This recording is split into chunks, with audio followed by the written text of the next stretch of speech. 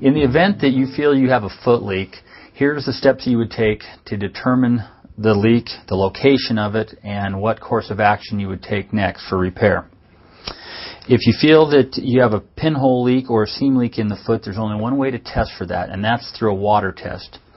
Now, what you can do is you can fill your waders up to the knee with water in order to put enough pressure on the foot to check for seam leaks or pinhole leaks. What you do not want to do is you don't want to fill the entire wader up with water.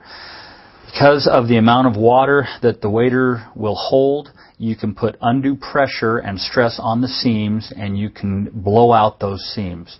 So again, if you do want to check for a leak in the foot, you can fill the waders up to the knee level and don't go past that.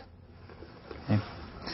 Once you have filled the waders up with water to the knees and you are in the process of checking the feet out for leaks, if you find that you do have a seam leak somewhere in there, that cannot be repaired. It's just like every other seam on the wader. You'll want to send that into the factory to have it evaluated there and either fixed or the feet replaced. In the event that you do find a pinhole, and it's a small pinhole, not a large tear, then you would go ahead and you would mark that with something that you can see. At which point, once your pinhole has been marked, you'll want to drain the wader of water and you'll want to dry it inside and out. And on the neoprene foot, it doesn't matter whether you apply the patch to the inside or to the outside of it, as long as it's dry. Now, the difference in fixing pinholes in feet versus the waders is it takes a little more Aquaseal on the pinhole area than it does on the wader. So again, when applying it, we're going to squeeze some out and we're going to work the tip in that general area. We want to work that Aquaseal or that Aquasure past the outer fabric into the actual neoprene.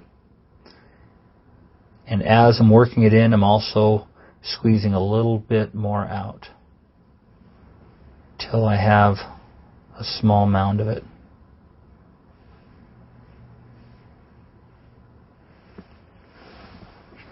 Now that mound will self-level itself out.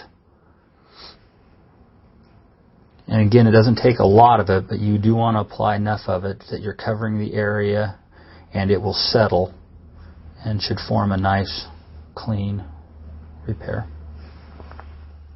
Another common leak found associated with neoprene feet is caused by long toenails.